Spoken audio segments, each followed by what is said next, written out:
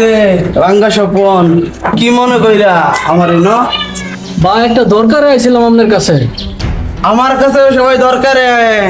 তোর কি দরকার ক? ভাই এই ফুলাটারে খতম করে দিতে হইব। এটারে খতম করতে গেলে আমার 5 লাগবো।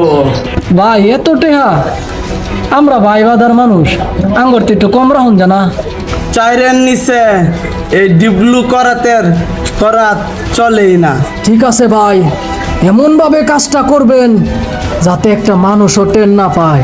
আমি করাত চালাইলে মানুষকে একটা কাক পক্ষেও টের পাইতো না। যাও নাও তেল দিয়া ঘুমাবগা।